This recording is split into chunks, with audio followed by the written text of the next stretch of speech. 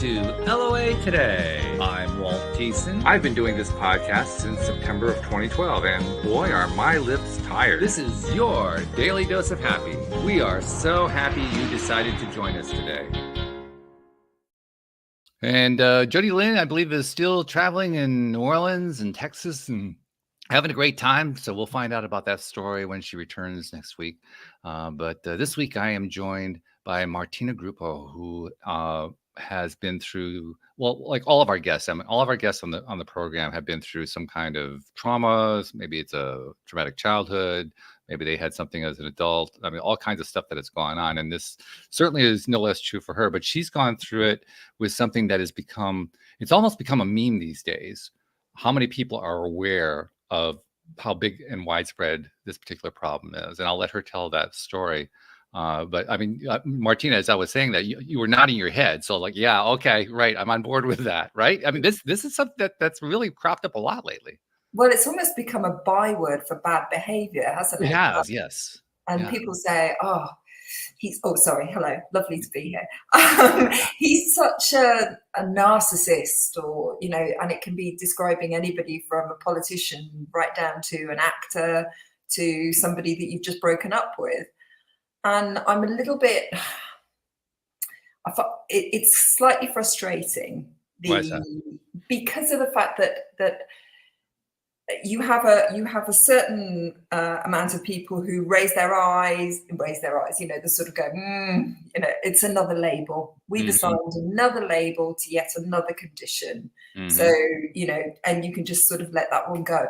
And I think it's a real shame, because if I was to say to you that I'm 2.5 years out of a relationship with somebody who coercively controlled me, I think people would then sort of take a step back and say, oh, okay, that's really bad.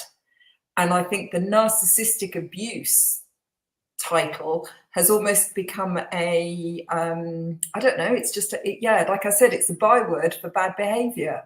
And I think that when you're in a narcissistic relationship, you don't know. So it becomes a secret. When you're actually in it, because you don't really know what's really happening to you. And yeah, it's not great. Why do you, I want to get to your story in a moment, but I want to ask you first, why do you think it is, because I'm pretty sure this is true, why do you think it is that the word narcissist is almost universally applied to males? I rarely hear of a female being described as a narcissist. Okay, well, I have met female narcissists. Well, I have too. I'm just saying that's what the prevailing. I see. Okay, I think because previously a narcissist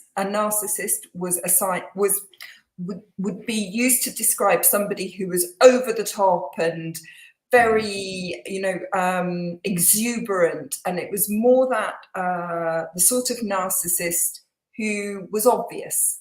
And they tended to be male, because they tended to be at the top of their game in work situations, or they were, you know, heads of companies, or people very bombastic. That's the word I was looking for. Sorry, I couldn't think of the word. Very sort of bombastic, kind of, you know, over the top extrovert beings, and they tend to be more male than female.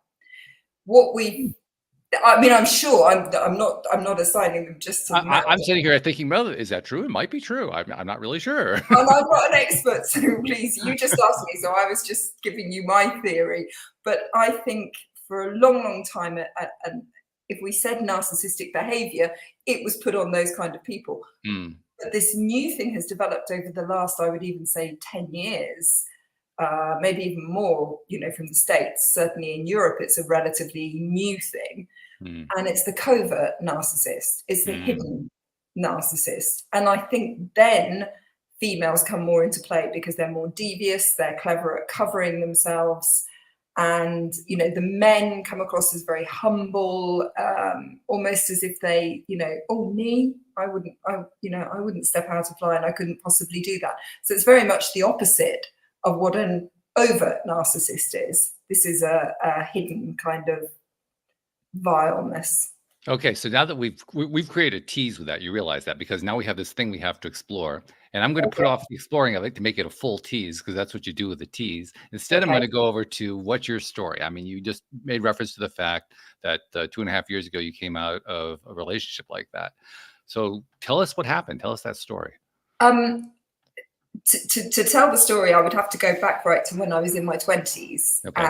I moved to Italy for the first time. And I fell madly in love with somebody in my 20s.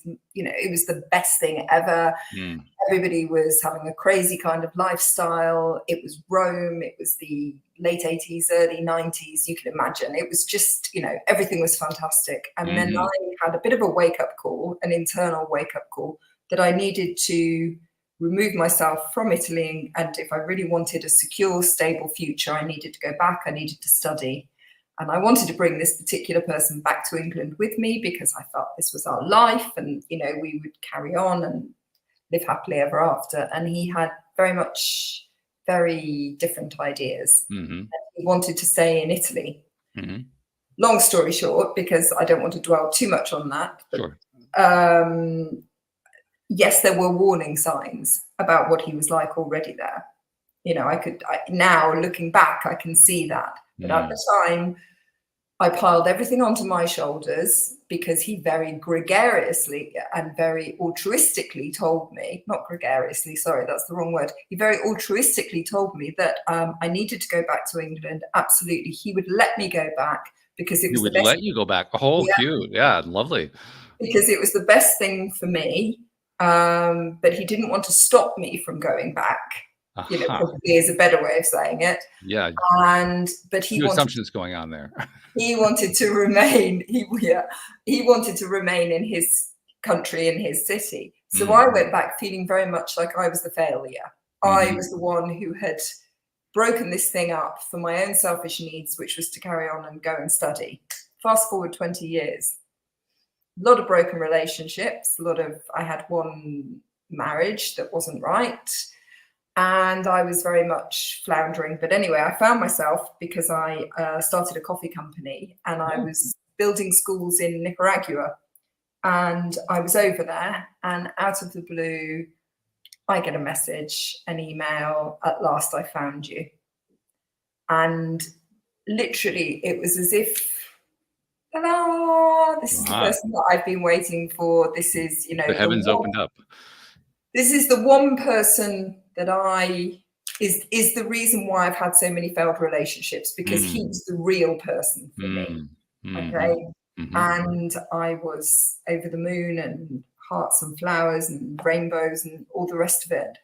And it very quickly went, well, it didn't quickly go wrong, because I didn't realize it was going wrong. I think the problem for me was I was so intent on making sure that it didn't go wrong again. I was prepared to put myself so far down on the list that I accepted anything and everything in order to prove to everybody that this was it and this was going to work. And then we come to boundaries. So I didn't have any. Yeah. So, yeah, that was my huge downfall. I had no idea what he was.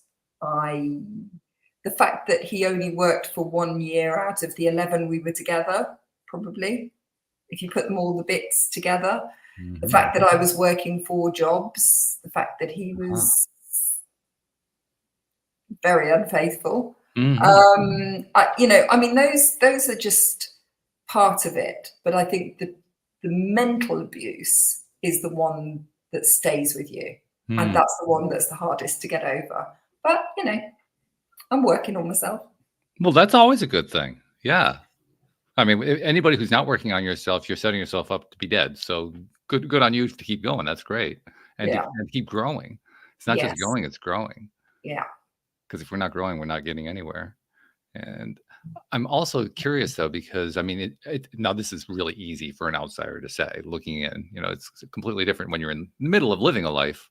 But from the outside, it's like, wow, how long did it take you to notice? I mean, you're describing he's unfaithful. You're way down on the list. I mean, listing all these things. I'm saying, how could you not notice? And yet, I do know from personal experience, we are really good at blinding ourselves to what goes on in our own lives. We'll just put up with different kinds of things that we oh, well, I'm okay with that. I'm okay with it until finally it overwhelms us. Yes, I'm not sure that we even know that we're putting up with it. I don't think it's about putting. I think you love that person so much, and you believe in them, and you trust them. So that's your side of things. That's what you're doing. That's what you're guilty of, if you're guilty of anything. And they're working a massive number on you in terms of manipulation. Well, you're basically on a hide into nothing. If you're coming up against somebody who knows exactly which way to twist the knife, exactly which way to put a mirror up to you, make you feel great when he needs you, make you feel terrible when he doesn't.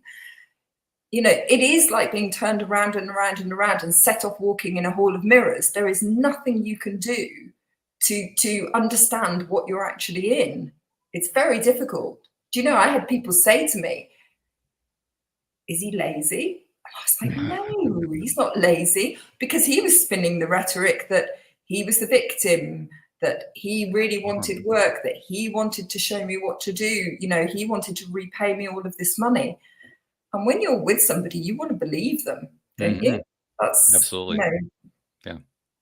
And also, as fundamentally normal people, we do want to believe that the other person has your best interests at heart. Because we have theirs. Yeah. Yep. So, and that's when it becomes a real problem.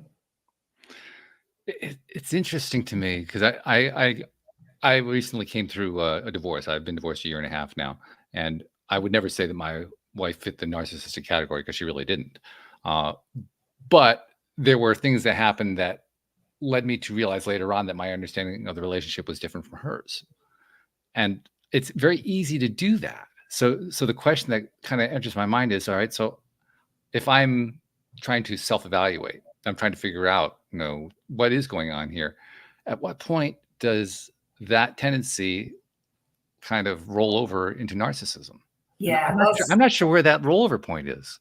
Okay, so that's a really good question, because it's true.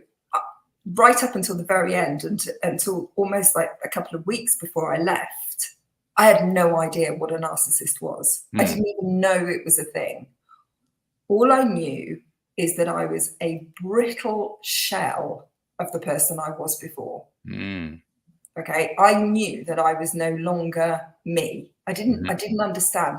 So I would go for a walk along the beach and try and rationalize from morning till night and nothing I said, nothing I did was right.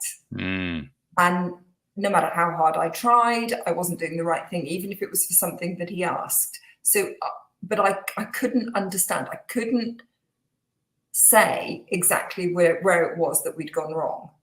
Okay. And I was still thinking, but he's not doing anything. So how can this be that, he's not putting in any effort? It's great fighting for your marriage if both of you are involved fighting for your marriage, but when it's just one of you, there's doesn't work very well. I know that from personal experience. It does not work. So when I left the marriage, it was just before I left that I had a very, very good friend who rang me up, and she had gone to group therapy in the UK, and they had spoken to her about this. And she was really kind, because she said to me, look, I don't know if he is one, but there are certain traits, and I saw you at Christmas and you don't look like yourself, and she said, just look into it. When you are so desperately looking for an answer, you look at anything, sure. It's not that you jump on the first thing, because I can honestly say my first husband, not particularly great, but he wasn't a narcissist. I've broken up with people. They're not narcissists, but, so I'm not going to just label somebody for the sake of it. Sure. I read a scientific, call it whatever you want, research, psychological paper on what a covert narcissist was. And I screamed halfway through reading it and threw the paper down. Because it labeled it so perfectly. It was almost like reading his biography. Wow. It was unbelievable. Wow. So I think then when you start to research, and then because I didn't just say, oh, there was a lot of me that called him a lot of other things, not just a narcissist. But, when you start to break it down and start to look at the different traits and the behaviors, and then you realize that the whole way from the very beginning, like 30 years previously to now, his behavior just followed this sort of almost pattern and ticked every single box. And that was what was so remarkable. It was that's got to get your attention. I don't care what you're going through. It's going to get your attention when it matches that perfectly. Yes. Yes. And also it really helped me to recover from it in some respects. Certainly helped me to write about it. Because suddenly you had this picture and you could put things in. Also, I could see again, which sounds really weird. But, when I started writing about it, I was like, that's where he was. That's what happened. Oh, now I understand, because he was trying to do that. It was astonishing. It was like being handed the playbook in the middle of the game. Yeah, exactly. Yeah. And the rules are bent according to the way that they're playing them. Of course, yes. Because that is the interesting thing about narcissists, because they literally make up the rules as they go along. Yeah, they do. Although what's really staggering is they all follow the same set, even though they're bending them according to what they want. I mean, I have spoken to a lot of people, especially after the publication of the book. I had people messaging me saying, this is my husband.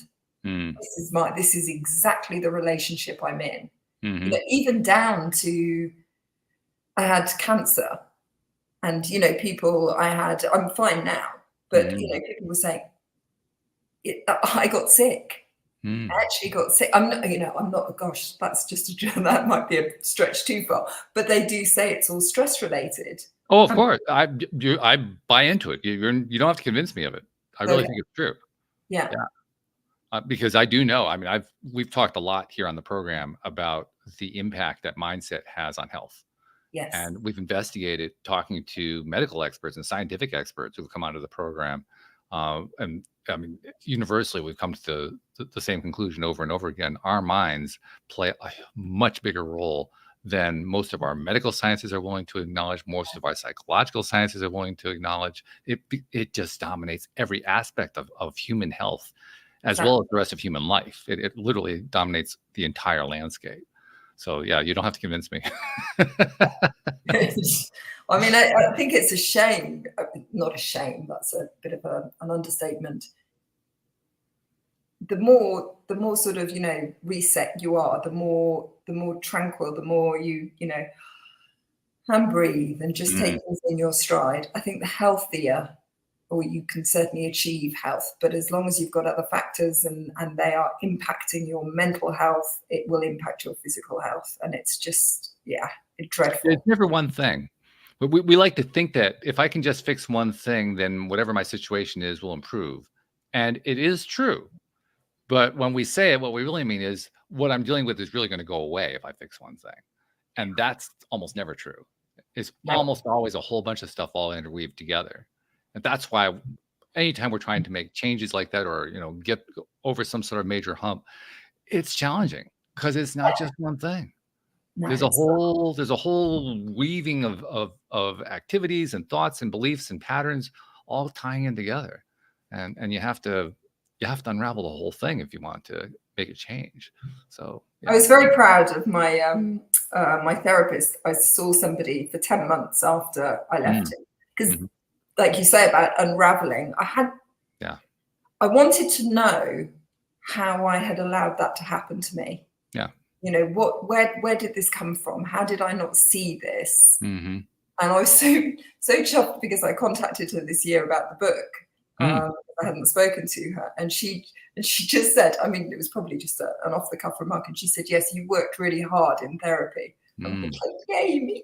I was really, because you have to. And I I mean, it's the opposite of a narcissist, isn't it? You know, you need to sort of understand yourself.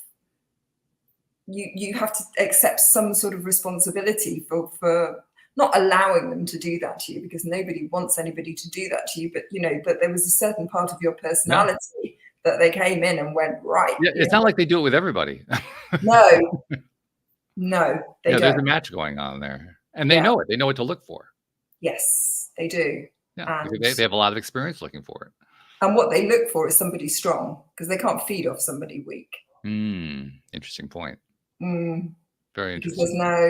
there's nothing to use there. I watched him as he discarded people that he felt weren't up to his level. He would use people all of the time.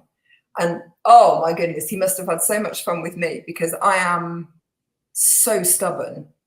So, you know, I will make things happen. I mean, for a long, long time, until he beat me down a bit, not physically, but mentally, I was feisty and, no, this isn't right, that isn't right. And he must have taken it on as a real challenge. I'm going to take her down bit by bit. I will destroy you. And he nearly did. He nearly did. That kind of personality doesn't just show up in primary relationships. That kind of personality shows up in a lot of areas of life. And we made reference earlier to the question about male versus female. And I'm thinking now of a few females that I've known who I wouldn't necessarily describe them as narcissists, but they certainly had some narcissistic tendencies. Let's put it that way. And it's I don't think it has anything to do with being male or female. Now that I think about that particular aspect of it, there are a lot of people who, for whatever reason, feel uncomfortable about their own lives. And so because they feel uncomfortable, the way they are going to feel comfortable is by tearing somebody else down. That's the only strategy that they really have to feel better. So that's very much a trait of a bully, isn't it? It is. It really is. Yeah. And I agree. I mean, I've seen it in females, not bullying. I mean, I've seen female bullies and male bullies. Yeah. But it's strange, isn't it? The whole thing about narcissism. On the one hand, you're talking quite seriously when you say, "Oh, I wouldn't call so and so. I wouldn't necessarily say that they were a narcissist." So we know that there's this almost big, huge kind of thing around somebody who is an actual narcissist, and then other people who just display narcissistic tendencies. I say just display narcissistic tendencies. Honestly, I don't think I'm being that perceptive. I think I'm much more in the direction of I don't know enough about their life to claim that they're narcissists, so I don't want to accuse them of being a narcissist. Oh, right. Okay. No, fair enough. I was going off on a tangent. I do that, so stop me. Yeah, that's one thing. When you podcast host for years, you learn pretty early on to stop trying to anticipate what you think the other person is going to tell you, because you're usually wrong. This is where we needed the other person. Yes. We were talking before we got going here how we really enjoy having three people doing a show because of that energy of three people, and that's what Martina was just referring to. But it really is true. That third person makes a huge difference. But getting back to the topic at hand, and you mentioned your book called Hello Flower. First of all, I'm really curious about that title. Where did that title come from? You need to read it. It's the title is to do with the fact that he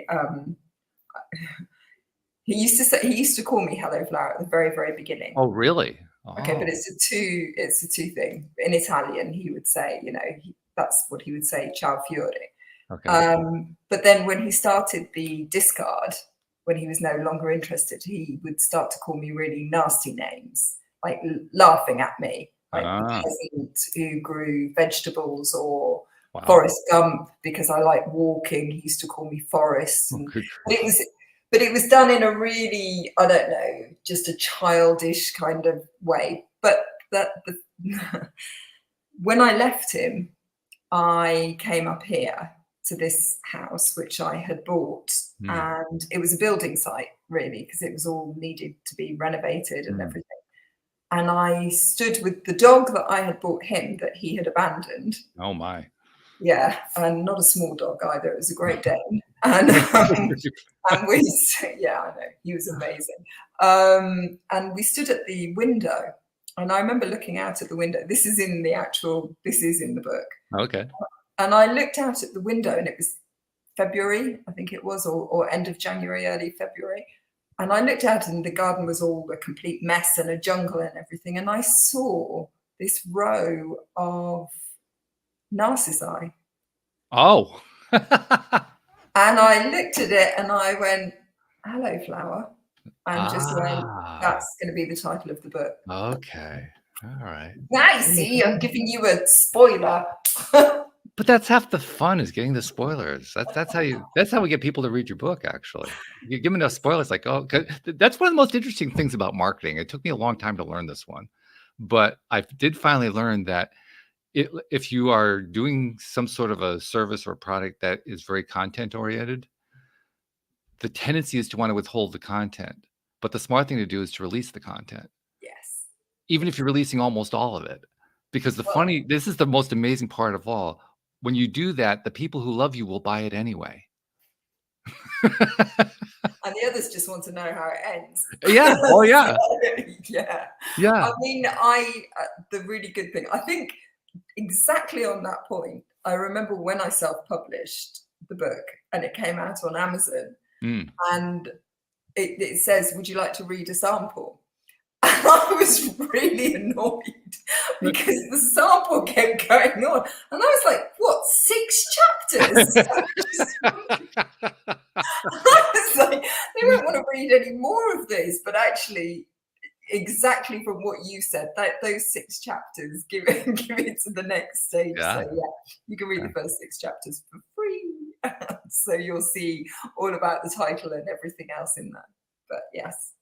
It is amazing how that works. And it is, like you say, it's kind of, I think you described it nicely, but the way I would describe it is it's kind of frightening to think that you're revealing all of this content that you work so hard to create and they're getting it for free. It really kind of hits you in the face and kind of terrifies you until you start to see people buying into it anyway. And then you say, yeah, and this actually works, doesn't it? It's almost like there's a cognitive dissonance going on. Yeah. And you have to overcome absolutely. that cognitive dissonance. Totally. Yeah. Totally. But I mean, to me, the most important thing was, it wasn't even about the buying of the book. I just wanted them to read the whole thing. Yeah, sure. Right. Yeah. No, because I go into so the beginning of the book, there's a lot of humor in it, a lot of bad humor. Not a bad thing for a book at all. No, I mean, it seems like such a heavy subject, talking about narcissistic abuse. But I had a very clever editor, a very, very good, fantastic editor. And she said to me, because the blog that I had previously written was all quite spiky and angry, and I was furious and everything. Sure. And she said to me, but we're not going to understand how you got into a relationship with somebody like that. Great point. Take us back. Right, take the reader by the hand and show them. And actually, that was not just cathartic, but that was actually really important in showing people how strong you have to be to attract them. It's not the weak, it's not the, you don't have to be, you have to be a people pleaser because they prey on that. Oh yeah, that's key. And of course, you have to have boundaries that can be either pushed down, broken down, or very few in place to begin with. And that's a winning combination right there. Yeah. So I had everything. I was like a walking target. Had a bullseye on your chest. Yeah, he really did. He really did. But the further on you go into the book, obviously, then it becomes all about the way that he devalued me, the way that he discarded me. And then you start getting all of your different terminology and how it relates to your sort of everyday life. Gaslighting. Gaslighting is the term that everybody's using. It's not lying. Okay? If somebody is lying to you, they are not gaslighting you. Gaslighting you is making you doubt who you are. It's calling into question your perception of the person that you are. And when that happens, oh, wow, that's nasty. That's what, undermining your sense of self. exactly. But they don't do that at the beginning. No, They well, just, that would not be a winning strategy. no, You have to suck them in first, then you do it.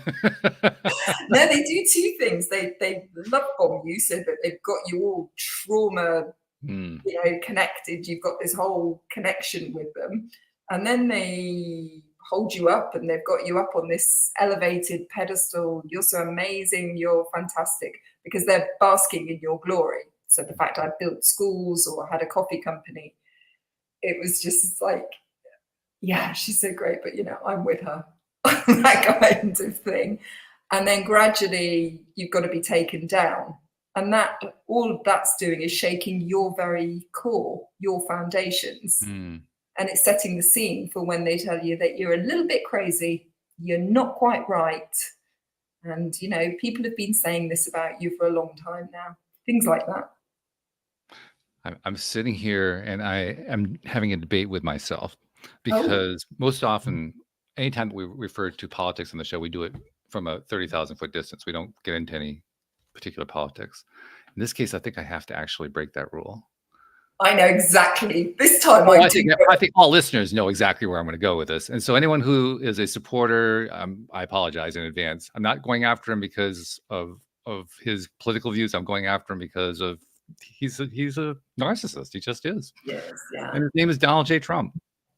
But he is not a covert narcissist. No, not at all. He is very out front. It's quite obvious. But that's what makes it so interesting to look at. That's what makes it such an interesting study, because it's right out there for everyone to see. Well, I was listening to the speeches. They met the debate. The debate, and they were doing some. They had some on the radio earlier on, and I am like a rabbit caught in headlights whenever he speaks, because it resonates so much with what I was used to from before. The denial that no, that didn't happen. No, that's not true. Yeah. No, and these random ramblings about dogs and cats and things like that. It was so. I didn't actually watch most of the debate. I watched a little piece of it, but I read pieces after. I was like, wow, he really said that. It's one of those things like, you got to be kidding me. But to move away from the politics, I'm not doing that on purpose, but just to move away from that, there was some of the stuff that my ex-husband said that even for a long, long time afterwards, I was so brainwashed into thinking that was true that I remember saying it to somebody and they were looking at me going, no, that's not true. No, you don't. That isn't the way. Yeah. But he had conditioned me into such a way, very similar to a certain politician. I think there is an element of that, of brainwashing. It's almost cultish, isn't it?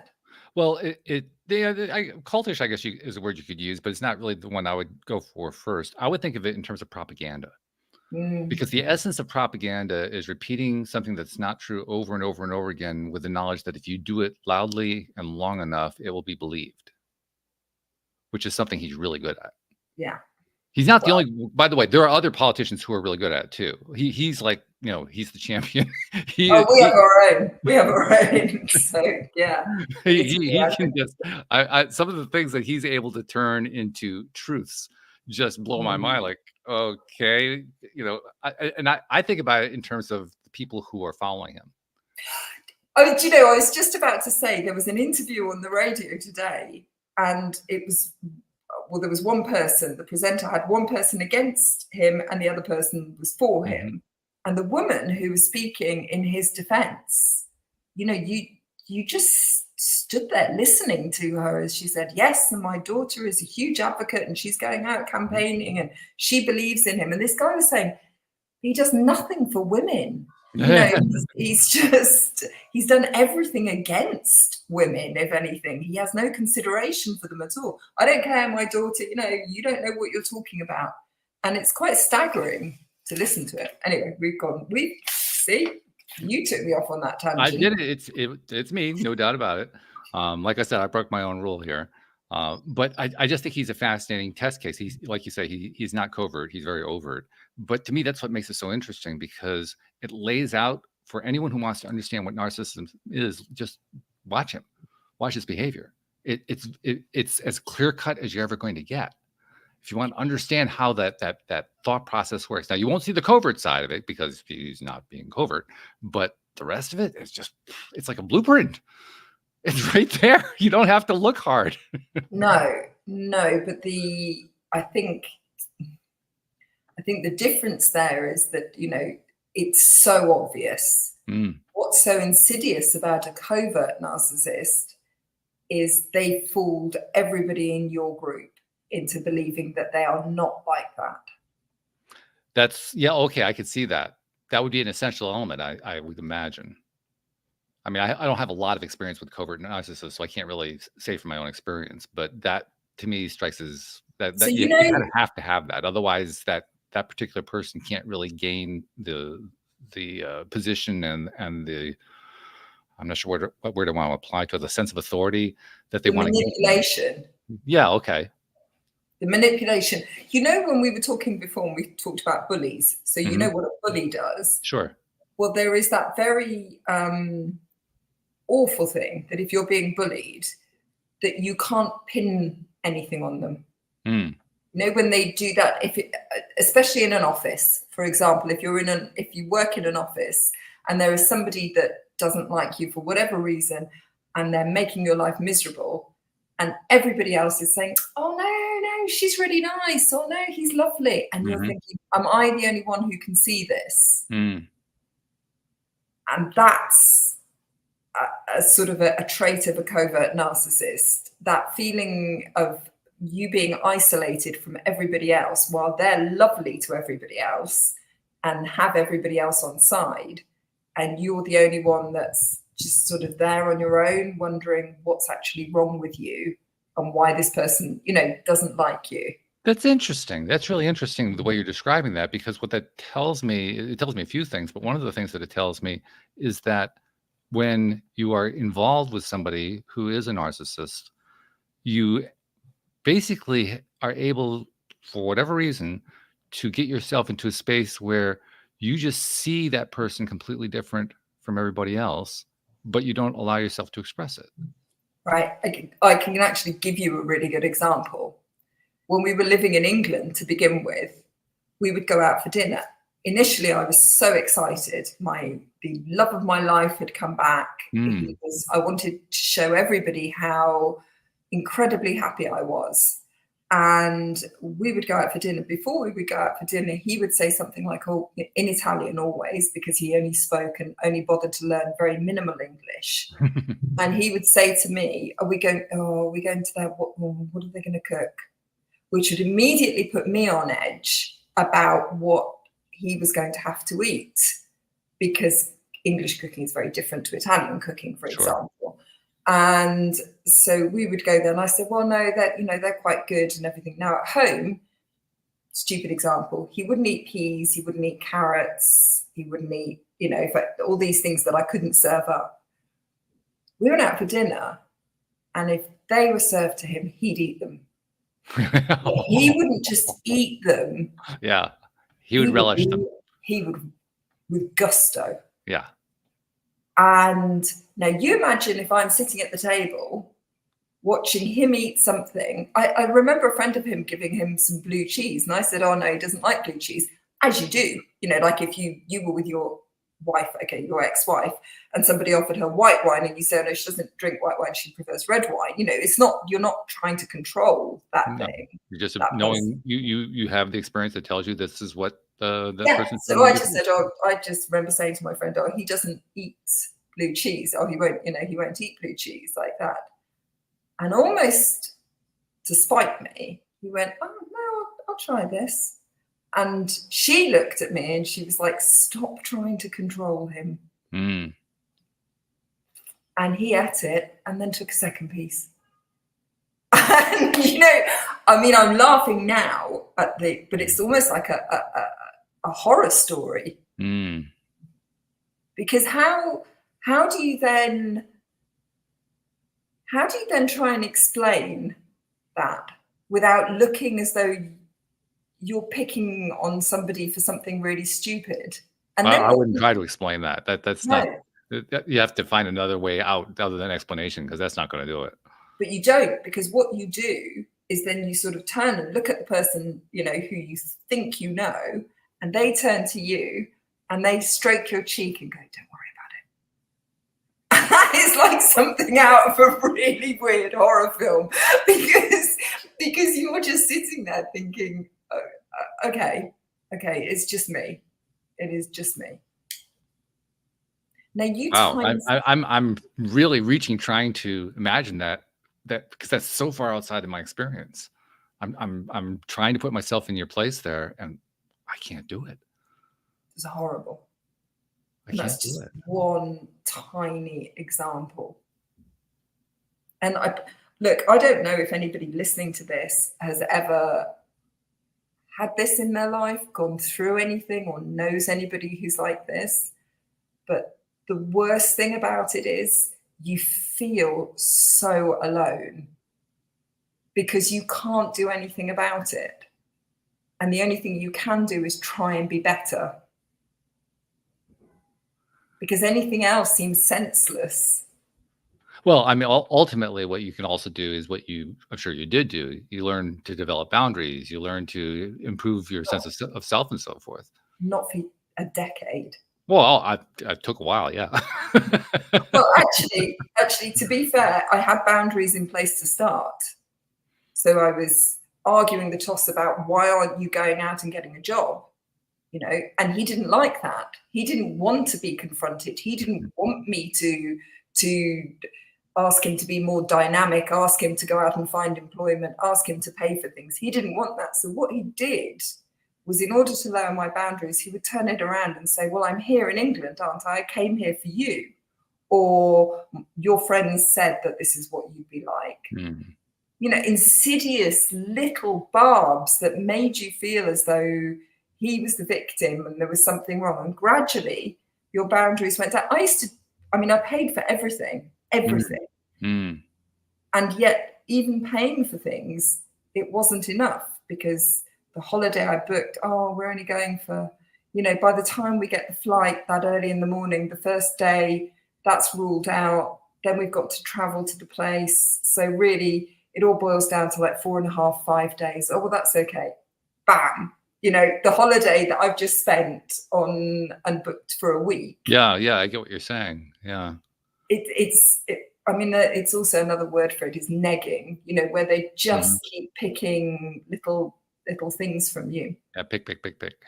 And I thought I did everything to start with. And then he thought it was really funny to get me a T-shirt which said no on it.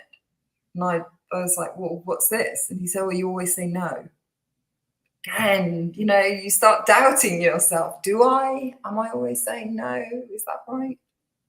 Yeah. Nasty. That illustrates one of the key characteristics of a narcissist, because the narcissist will mirror back to you what they are most engaged in doing themselves. Absolutely. Yeah. Which is why I like the Trump example, because he does that so frequently. It's just, I mean, it is, the thing I love about it is he doesn't do it occasionally. He does it all the time. It's so consistent. And it's projection. It is projection. Oh yeah, it's totally projection. But he gets rid of anybody that holds up boundaries to him. Anybody that shows him any kind of obstruction or anything that he doesn't want to do. Immediately they become, they're dismissed, aren't they? Mm-hmm. You know, you dared to stand up to me. So no, not having that. Yeah, I didn't listen to most of the debate. I read reports afterward. I caught one little piece of it, and that was it. But one of the complaints that I heard from him afterward was how it was 3 against 1. It was him against his opponent, Kamala Harris, and the 2 moderators. All 3 of them had ganged up on him. And as soon as I heard that, what I instantly translated, because I've gotten used to him to the point where I can just instantly translate his stuff. So I instantly translated to, they were pushing back, so therefore they ganged up on him. That's the way the mindset works. But there is another element of what he was saying as well. What's that? He's the victim. Oh, absolutely. Yeah, he was the victim. In his mind, he was the victim. Yeah, and he was trying to portray himself as being the victim, which is exactly what narcissists do. They're always the victim. Everyone That is should be, but that should be on their CVs in terms of, their best skill set. Yeah. Oh, yeah. Brilliant at, Yeah. having no accountability and being a victim. Well, that's what having no accountability is. That's what that is. Yeah, It's just hand a in nice hand. way of describing it, is what it is. Exactly. It Yeah. really does. Yeah. I'm always fascinated though whenever I hear stuff like that, and I instantly do the translation in my head, and then I have to remind myself, oh yeah, not everybody does that translation. No, In fact, probably most people don't. no. And if I you've been really do have to brainwashed, remind myself of can't that a hear lot. it. What's that? Sorry, I spoke over you. I didn't mean to do that. That's all right. I'm just saying, if you've been brainwashed into it, if that whole Maybe. Yeah. it Maybe is a form of brainwashing, because you just keep believing it. You've heard it so many, as you said before, you've heard it so many times. Well, there's also another. Again, this is tying in. I'm thinking about Donald Trump as I'm saying this, but people who are his most virulent followers are people who the messages that he's putting out, they're already resonating with the messages. So you have that element going. Like it's kind of similar to what you were describing when you were totally in love with your ex there, and you get into a mindset that says, well, he's saying all the right things. He must be the right one. It's got to be. So anything that doesn't work, that's not him.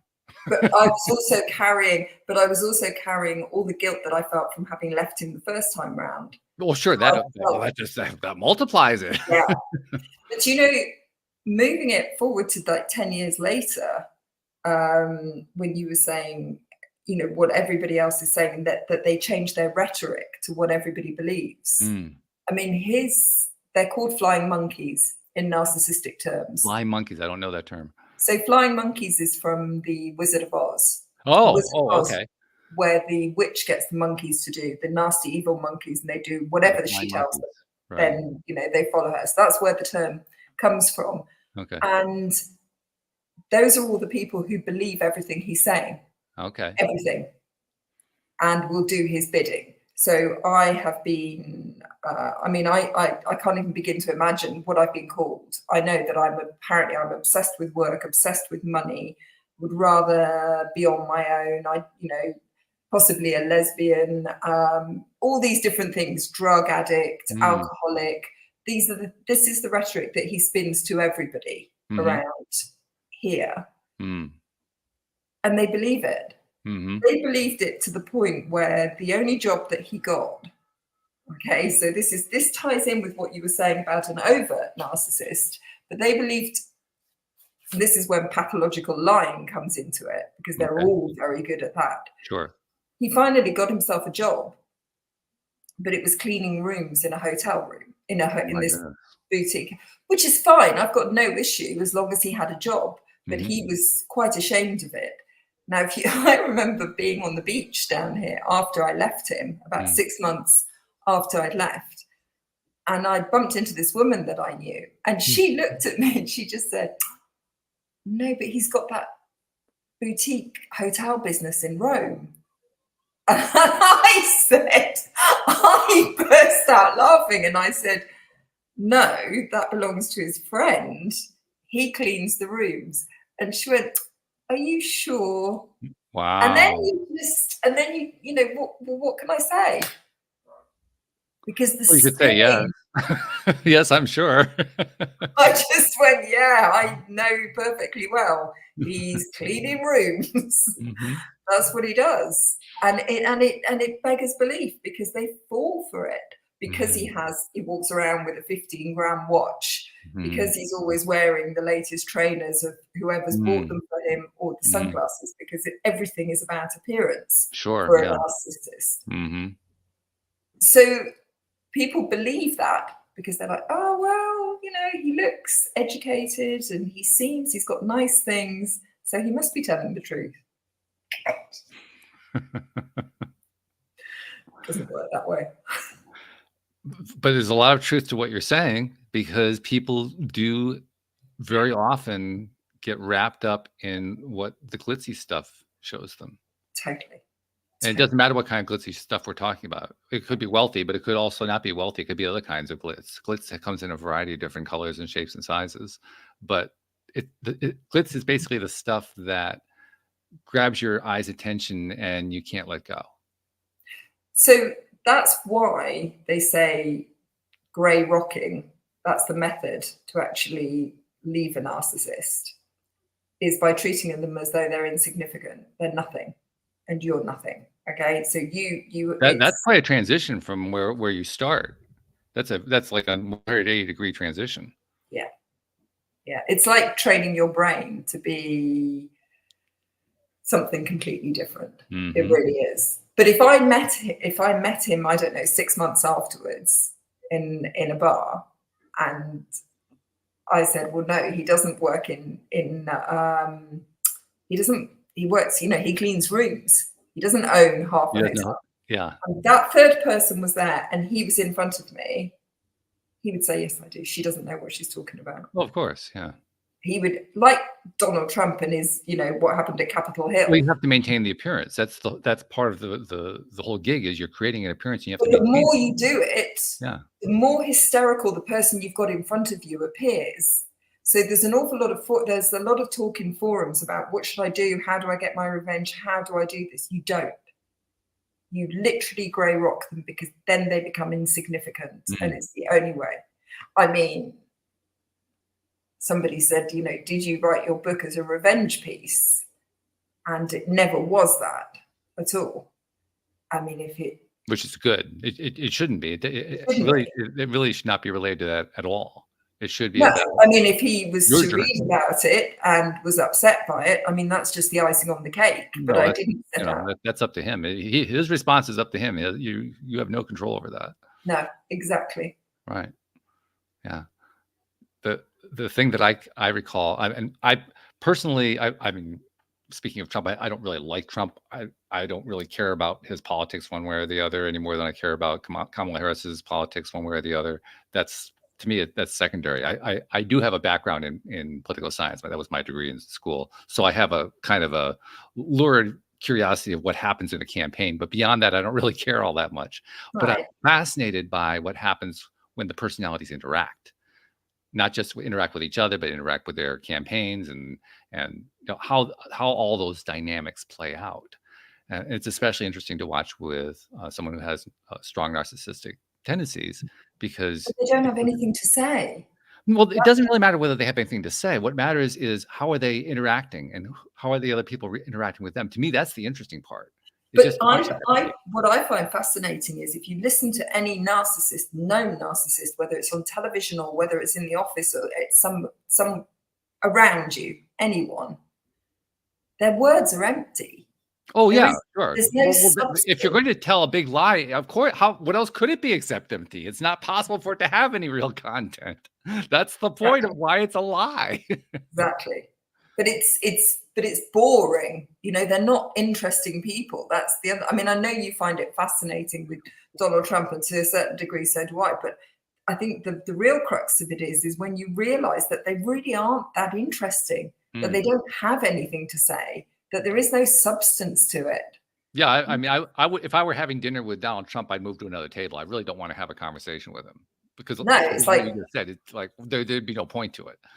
Yeah, we'll leave him and my ex-husband on the same table. They'd get on like us. That'd be fun.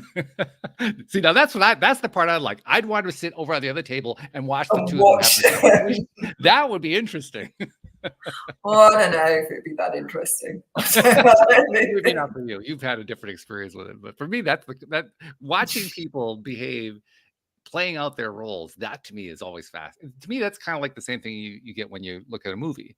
You're watching the characters and how the characters interact.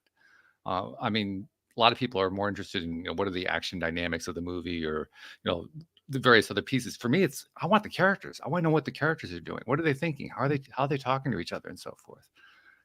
Well, that's for me. Since this has happened since I left him, I have a vested interest in certain things. No, I don't have a vested interest, but it's guilty pleasure is okay. Vested interest. I had to backtrack on that. Guilty pleasure in some reality television Not a huge amount, but I watch one series. Oh, okay. It's an Australian one. And the narcissists in that is very similar to what you feel when you listen to Donald Trump. So Oh, okay. I will watch Married at First Sight and be tearing my hair out because I'm like, oh my God, look, can you not see what's happening? Can you please move away and stop justifying it? Because 9 times out of 10, whether it's the male or the female, the people who are with them, which is what I was, are their best wingmen, the people who cover them the best. So they get away with it. Gosh, we've done a lot of talking. That's what usually happens here on the program. We look up, we say, oh my God, we're 55 minutes into this. We got 5 minutes left. What happened? But that means we're having a good time talking about something interesting. You know? It's an interesting conversation. And I think this is, I mean, the conversation that we're having, obviously, it's not the same thing as watching that kind of an interaction, but it's kind of similar in that we're reflecting on what it is we see when we observe people who have those characteristics. And it's also much more real world for you because you lived being in that kind of relationship. Yeah. So that gives you, first of all, a unique perspective. Second of all, it gives you inside knowledge that the average person, including myself, would not have. So to me, that just adds to the interest of it. Yeah. So I want to thank you for sharing that inside knowledge. I mean, really, it's been great. It's been fascinating. I've enjoyed it. Really enjoyed it. Yeah, it's really a great conversation. Thank you very much for having me on. Oh, my pleasure. Actually, a couple of things I need to do before we part company. First thing, somebody who wants to reach out to you, maybe somebody who's perhaps asking if they're dealing with a narcissist, or maybe somebody who's trying to do their own research, or whatever the reason, someone who wants to reach out and talk to you, do you welcome contact from people like that? Yes, absolutely. I have done already. I can't promise you I'll be able to tell you, but I'll certainly listen, and I'd be, God, I would do anything to help somebody get out of it.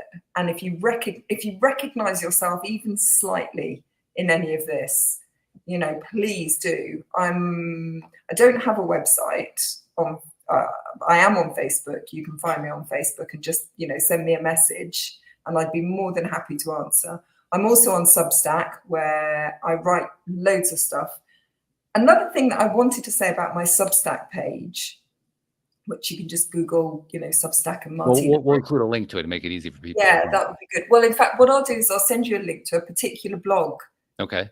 Post that I wrote, and at the end of that blog post is a video showing me 3 years ago. And you can see what it's like. I've aged in reverse. Yes. Wow. Yeah. And then you see. Now I definitely want to see that link. Now I'm curious. I got to go see that video. And then you can have a trip around my house because you'll see what it looked like before and what it looked like afterwards. I mean, it's only a 5-6 minute video, but you see what they do to you. And I imagine we'll also see how you feed into it, because I mean, any kind of. Well, no, you don't see any interaction of him and me. Yeah. He's taking the video, but you see the person that I was 3 years ago. Yeah, sure. Yeah. And read the blog post because it's really good. Okay. I will. It was really good. So yes, I will give you that, definitely.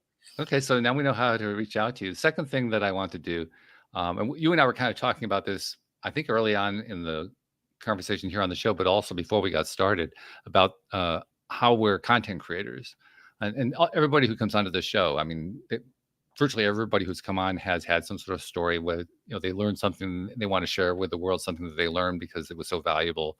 They want to help other people out. And that's what you want to do. You want to help people too, and it's a wonderful thing. I noticed something about all this content we create, and I'm a content creator too. I create massive amounts. I've done 12 years of this stuff. But content creators almost never get credit for the free content that they create. That's the thing that I noticed. And I thought to myself, you know what, I can do something about that, because I host a podcast and I have these guests on the show who are sharing their content. So I like to take advantage of that opportunity to say, Martina, on behalf of those people you've never met, never seen, never will meet, never will see, who've been consuming your content, reading your blog, watching you or listening to you on podcasts like this, getting benefit out of it in ways that you didn't know about, on their behalf, thank you for what you're doing, because you're making a Oh, difference. it's so cool. Thank you. Thank you for that. You're welcome. I wasn't expecting that at all. I think it's one of the reasons I keep doing it, because I love the reactions that I get every time I do it. And it's true. I really think it's important to do, but and everybody reacts differently. I was half expecting you to ask me to pay something. No. No, we do deserve to be thanked for the various ways we all are trying to help out there. Because there's so many people who are trying to help. I mean, I'm not saying everybody on the planet is trying to help, but there is a large population of people who are trying to help in a wide range of ways based on whatever it is they've learned in their own lives. It's true. I think people deserve to be thanked for that. Thanks. And thank you too. Oh, my pleasure. My pleasure. I really enjoy it. That's one of the reasons I keep doing this. So thank you again, Martina. Thank you to our podcast listeners everywhere. We'll see you all next time here on LOA Today. Goodbye, everybody. Bye.